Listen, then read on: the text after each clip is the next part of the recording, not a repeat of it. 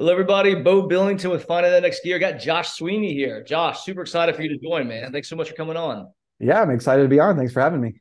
Yeah, so we've known each other for probably about a year now. And we met at an entrepreneur group, which of course is comprised of entrepreneurs. And so I know that you're like an entrepreneur through and through. But purpose of today is really kind of talk about you, your background, how folks take a company from like ideation and inception to like scale and maybe actual sale, which is something you've Yeah, done. So super pumped to have you on, man. Thanks so much for joining. awesome. I'm ready. Yeah, so currently you've got two companies, my understanding. So FounderScale, which I'm quite familiar with, as well as Epic Culture, and you actually had an exit in 2016 of a CRM professional services company that I believe stood up sugar installations. Is that Yeah, correct? yeah, that's it. Okay. Now, how do you have time to have two different companies to run? Talk to me a little bit. Um, yeah, so I've actually kind of shut down the epic culture side. So Okay. I decided that you can't run two companies. I Okay. don't, at least I can't, Elon Musk can maybe, but there's more Maybe. capital involved there. So Yeah. yeah, so I'm 100% focused on Founder Scale and that organization and just have a strong belief in focusing in one area. So I've Sure. been doing that. Yeah. It's funny, like as I've gone through my entrepreneurial, life cycle. I guess I've found as well that you can spread yourself too thin, especially with like shiny object syndrome, which is something that I get. Right. So I'm trying to find focus in my own life, so I can totally appreciate that. So tell us a little bit more about you. Kind of, what do you do for your current organization? What does Founder Scale do? Let's dig into that a little bit. Yeah, sure. So companies founder scale, and we help businesses go from founder revenue to scalable revenue.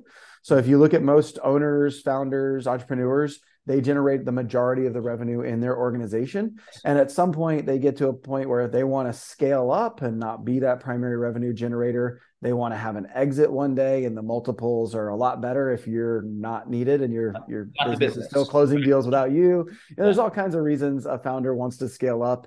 And so we found that a lot of people try to hit the easy button and do lead generation services and work with agencies. Mhm. And those all have a purpose, but they're not purpose built to help the founder go from founder revenue to scalable revenue. And so we have a framework that we've put together that Mhm. really helps us be the guide along that journey. So that's what Founder Scale does, is we're the guide along that journey. Understood. So companies essentially outsourcing, like I guess maybe like the SDR function, sales development representative, Yeah. BDR, et cetera. Is that kind of a component to the whole Yeah, operation? that can be a component. And it's ebbed and flowed over the past 2 years. So this company is only 2 years old. It was started after my last exit.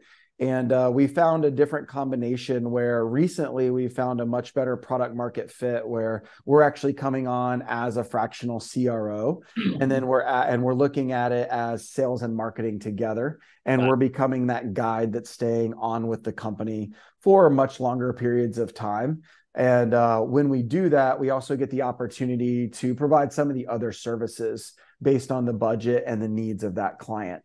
So really, we promote ourselves more as a revenue agency where we're looking at sales and marketing as one cohesive unit or a revenue team. Got it. That makes sense. And then what's your target customer from an ARR perspective? Like who are you going after? Any industries specific? No specific industries, mostly that they're founder led. I would say it's anybody with what we would call a considered purchase. So somebody who wants to make a purchase but wants to talk to a salesperson. So we do get some B2C, Sure. but it's normally a more expensive B2C purchase where they're not just pulling out a credit card. We work with a lot of B2B professional services organizations. That's probably 80% of our clients are professional services related organizations.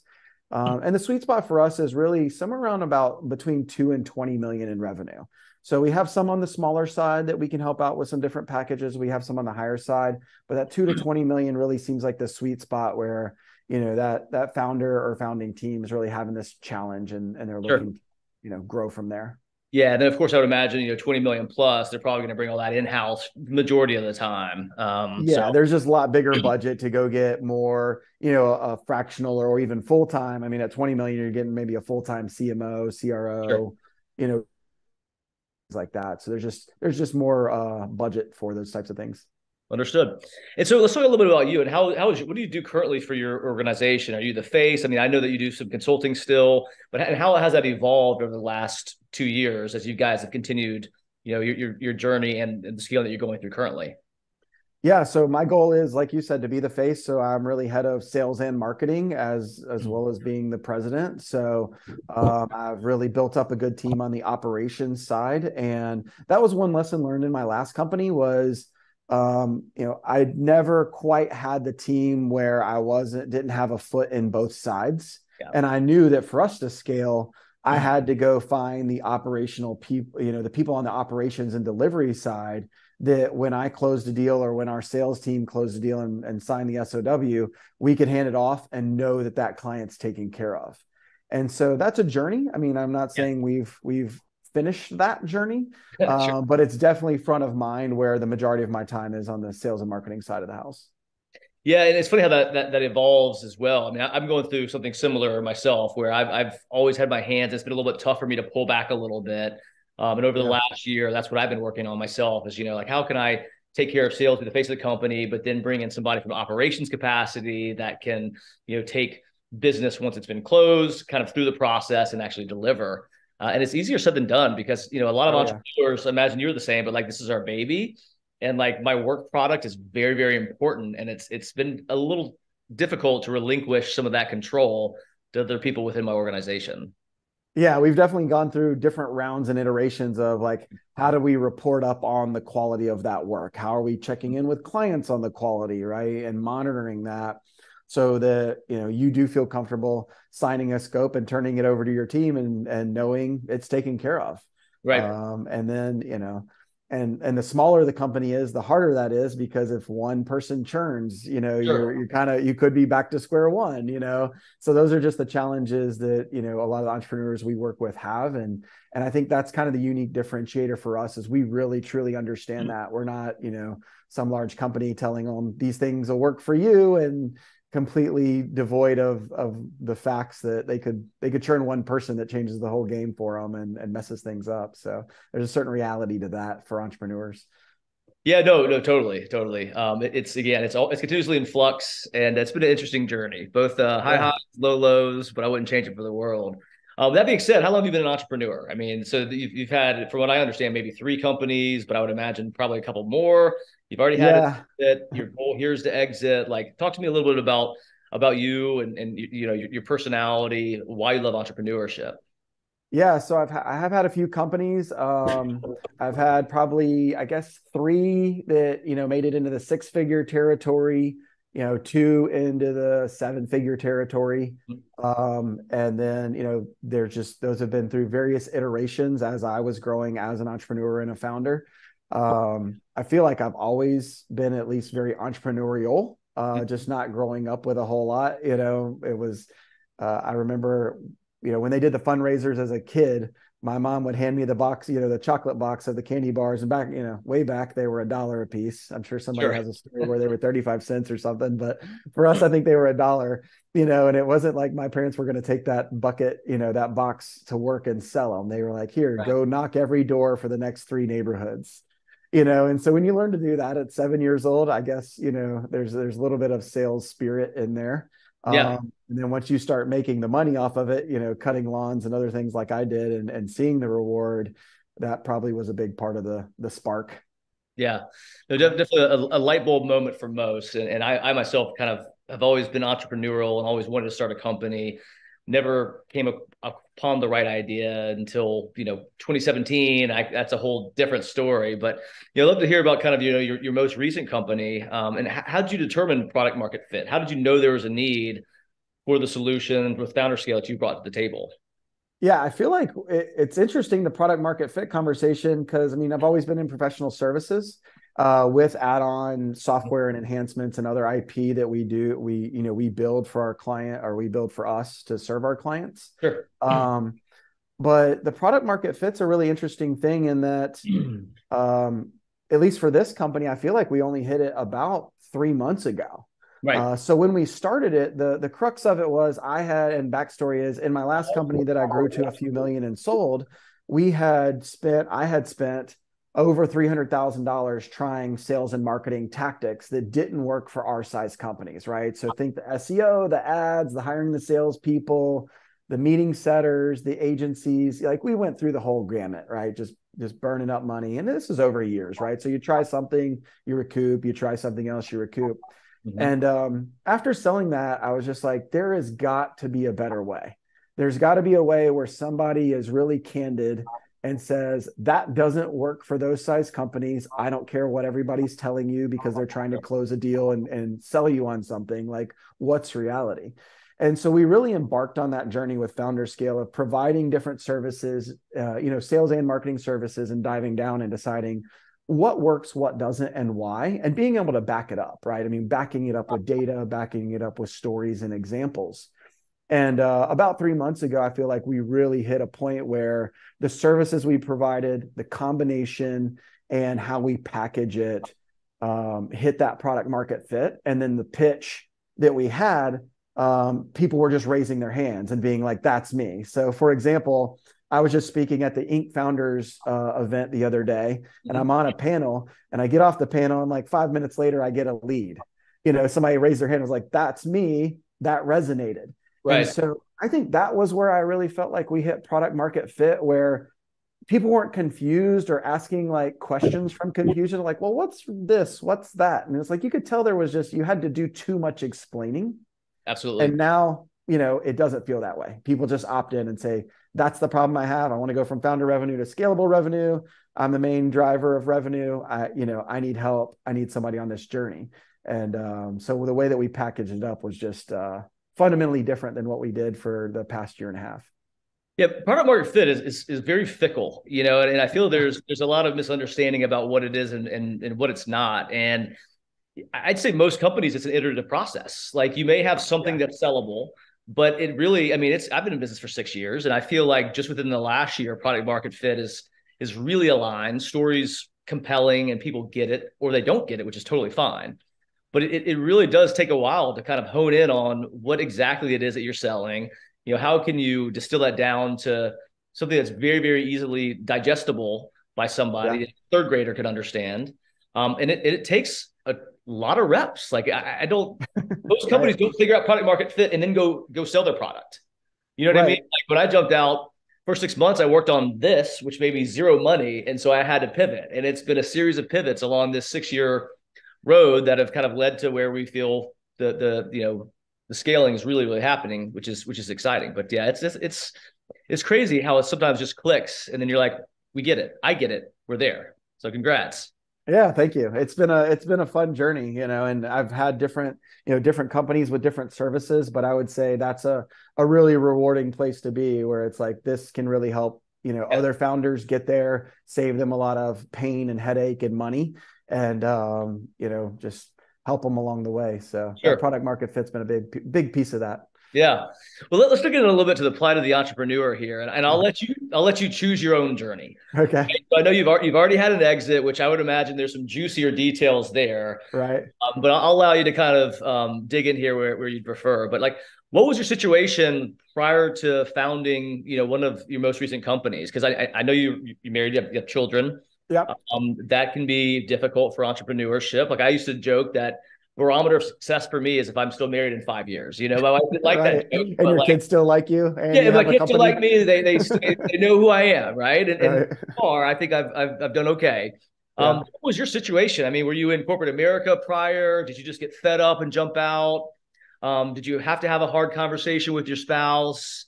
Talk to me a little bit about that, because I feel like most people that they don't really get to pull up the covers and see what it's really like, because it could be difficult, man. I didn't make any money for 6 months, zero. Right. That was not fun. That was very uncomfortable. Yeah, definitely.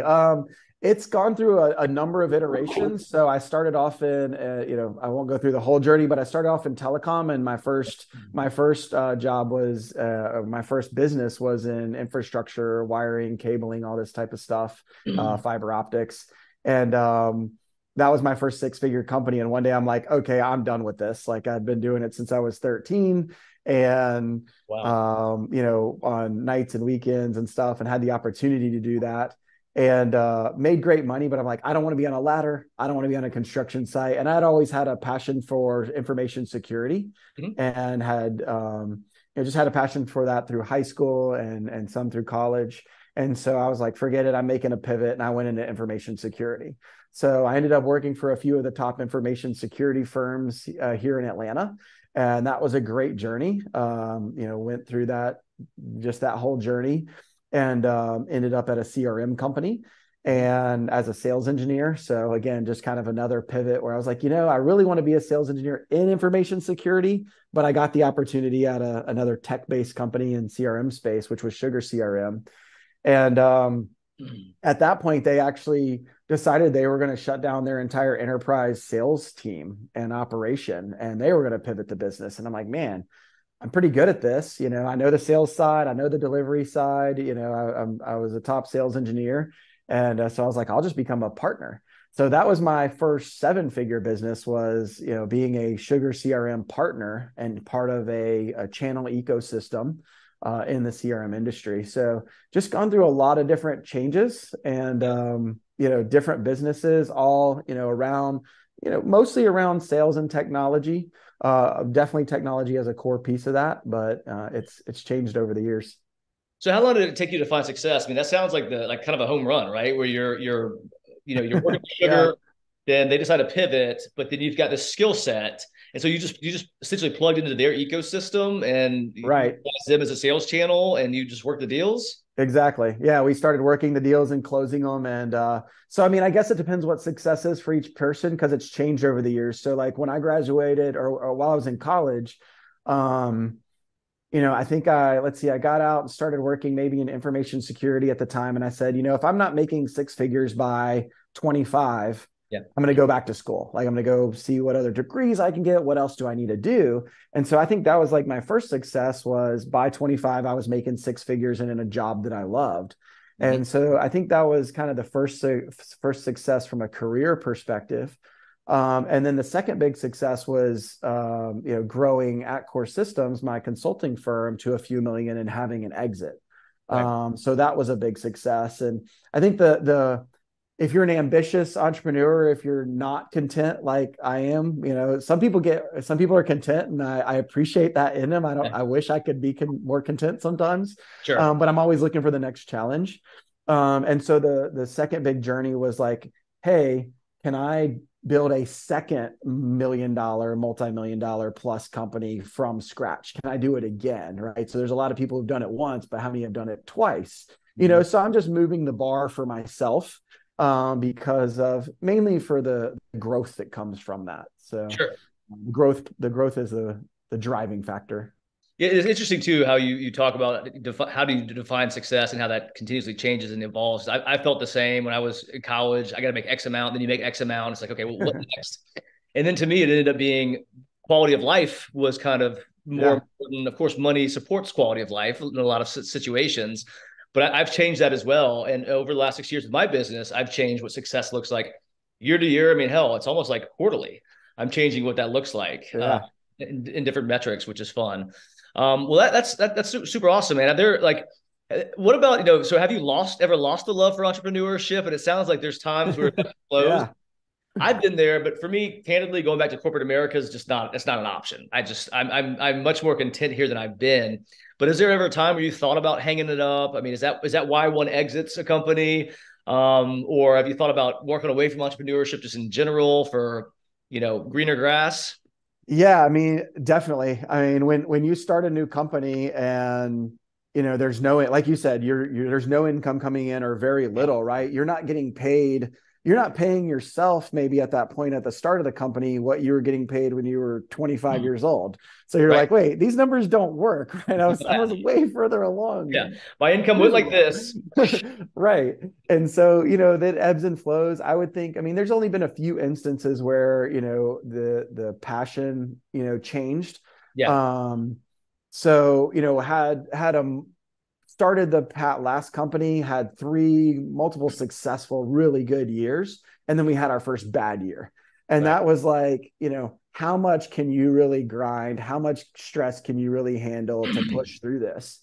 And so we went and got quotes or, estimates and offers to sell the company. Mm-hmm. We were looking at all that, and I'm looking at the offers. I'm like, there's no way I worked this hard to only get this far. it just wasn't there. And so I just doubled down and then had a great, best year ever after that year. So there's just some hard years that, the world tries to break you. I agree. It feels like, and if you don't let it, then oftentimes, it's darkest before the dawn, Sure. Renaissance after the plague is kind of what it feels like in entrepreneurship. No, it really can. I mean, when I first started, I mentioned I went 6 months without a paycheck, and then I was really grinding a lot at that time. I mean, it was early, it was most nights, weekends. I mean, just around the clock.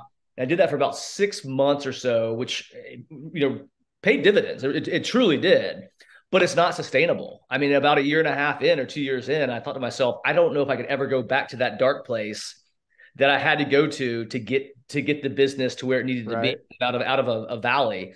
And it's really difficult. And I've found in that journey, and kind of this is the premise of the podcast, like, how do people find that next gear? And for me, I think perseverance is one of the biggest traits in entrepreneurs, and that separates the doers from the don'ts. But I'd love to kind of hear what your thoughts are from a trait perspective. Like, what inherent traits do entrepreneurs have, and what do they need to have in order to really get through the tough times? Because it's not all puppy dogs and rainbows. As I mean, it's really the second you think something great has happened. I mean, generally, like I'll lose a client, or like something else happens that I've got to fix. It's not all happiness.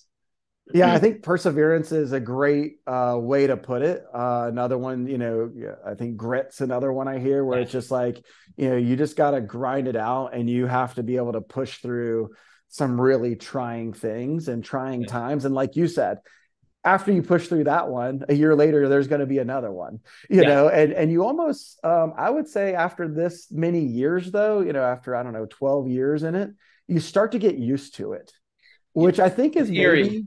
It's eerie. It's eerie, but it's good and it's bad, because it's like, after a while, you're just like, I know it's coming. I'm just going to push through it like always. And I think you're at that point when you can do that, you're at a different level, like you've excelled to be able to get through the bad times and not let it tear you down or anything else, or quit. And if you don't quit, you can't lose. The game's not over. No, listen, I totally agree. And I've noticed that as well. It's like, I try to be, like reflect back and think, be self-aware. And I've noticed things as well that have happened in the past, and now they don't bother me nearly as much as they would have just 6 months or a year ago. Still, my goal is to sell this business eventually, but I'm still, not sure if I would ever want to start a company from scratch again. Honestly, like I don't know, because it was so much harder than I thought it would be. I mean, no brand equity, no funding. People don't know anything about you as a person or your business. And it's a lonely world out there sometimes. So that's still a question mark for me. But you have a co-founder, and do you think that could be a game changer for entrepreneurs? I mean, because sometimes it's a good thing, other times it's actually a really, really horrible thing. Yeah, that's a really interesting one. Because you hear a lot of the horror stories about co-founders, but I think there's a lot of things that can be put in place it's usually like the first co-founder, right? The first co-founder somebody gets is where the horror story comes from. And after that, if they're still open to having a co-founder, then they put the right precautions in place, right? They put the right standards in place, the job descriptions, everything's better communicated. And I think that's where you really get the bigger wins, because I've analyzed a lot of different companies, worked with a lot of companies with what we do.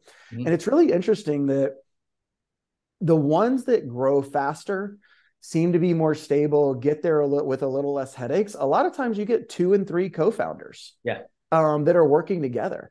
And I think it's just interesting to see, like, how can people work together to get there? And if they don't have a co-founder and are adamant that they can't, and the business is stagnating, you start to wonder, well, why is that, right? Is that person that hard to work with? So it almost could throw up some red flags as well, of like, or maybe things are going good where it's at and they don't want to make any more money, and it's more of a content situation, right? So there's lots of different areas, and I know everybody has their story on that one. But yeah, I'm more the person of leaning towards, I've already grown one the hard way, with no co-founders. Right. And, you know, I would rather have a bigger, you know, a smaller piece of a much bigger pie that's bigger in the end, and get there a little with hopefully less stress if everything's structured correctly. Yeah, rising tide. But it basically sounds like you need to get burned at least once, and then lesson learned. Or have good advisors that give you all that information up front. You know? Yeah, and I've done the same, man. I've you know, found this company and grown it to where it is currently myself. I've got a partner now, but like it's tough. It's tough when you're alone. It really, you know, almost need like a support group. So just a couple more questions, man. I really appreciate your time. If you could go back in time and give yourself like one piece of advice prior to starting a company, any company, what would that be? Because I mean, I could write a book on the things that I did wrong. Right. Prior to starting a company, I think I would have read a lot more, and had more mentors along the way. I think being open to seeing a shiny object, going and taking the time to research it and run it by mentors and get more input before you just jump in feet first on certain things could have saved me a lot of headaches. And there's a lot of people out there willing to mentor. And I don't think I really got to a point where I utilized that until a lot later. And I'm talking about mentors, like people who have done it, you know, somebody with a that is a founder that's been down that road, you know, that's providing advice from a place of experience, not from opinion. So I think that's one, is just, you know, a lot more mentorship and personal education. Yeah, so I'd say half the folks that I asked that question to, either it's like tribe, mentor, and the other. But that's a great response, and I totally agree. I feel like I waited not too long, but like I wish I got help earlier. But to your point, like not opinion help, but help based in facts. Somebody literally has like grown a similar company to mine at a much quicker clip and exited. That's the person I want to talk to. You know, everybody's got opinions, you know, and I'm like, tell me a story when you did it and how that worked. That's what I really need to know. When somebody says, well, here's what we did, and it was a disaster, I'm like, that's valuable. You know, like, no, totally. I found myself when I first started, I was asking everybody, like they were like in corporate America for like 20 years, and I was asking their advice, and it's like, these folks had unlimited budgets, you know, and like complete mismatch, you know. So anyway, all right. So we're gonna hit the lightning round real quick. Just you know, learn a little bit more about you, Josh. So what's your favorite part about being your own boss? Controlling your time. Good one. Yeah, controlling my time. Agreed. What's your least favorite part of being your own boss?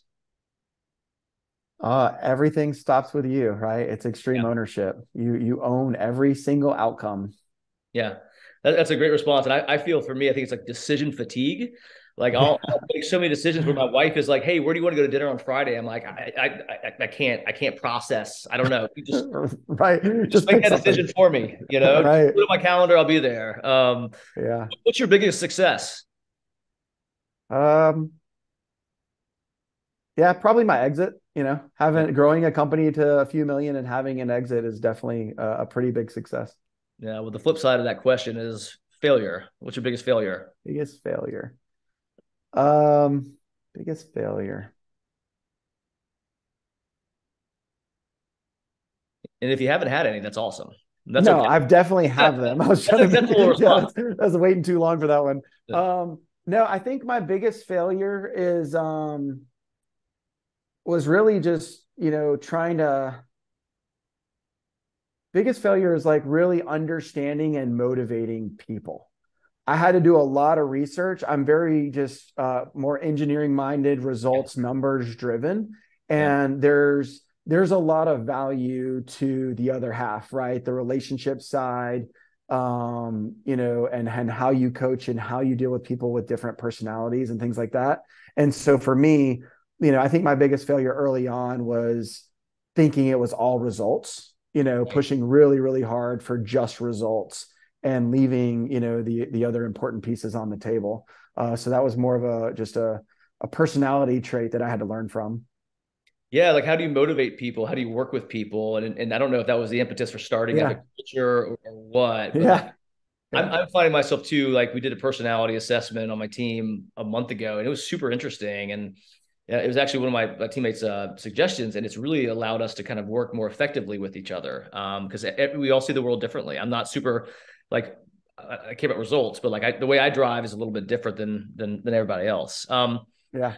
All right, so hardest part about owning your own business. I know you mentioned the buck stops with you, but like, what's the hardest part about having a business? Um, I think for me, the hardest part is the people side. Yeah, It's really just, learning and managing people, their expectations, getting what the best out of them for the team, right. having them collaborate with the team. And there's just a lot of dynamics to that, right? With people's home life and what their career is and what they think their opportunities are. That's probably the hardest part. Yeah, interesting. I'm in the people business, and like Yeah. number one complaint, or not complaint, but issue that most companies have is finding the right talent because people are they're just difficult. It's super difficult, Yeah. personality dynamics, et cetera. I get it. All right, last question for you. Where can people find you? So you can go to founderscale.com and contact me there. You can also find me on LinkedIn, Josh Sweeney. Awesome. Josh, really appreciate it, man. Congrats on all the success. And I've worked with you with FounderScale, and just a quick plug. Extreme consultant, and I'd highly recommend your services to anybody out there that needs some help with scaling and revenue. So thanks for being on. Awesome. Really appreciate it. Thank you so much. And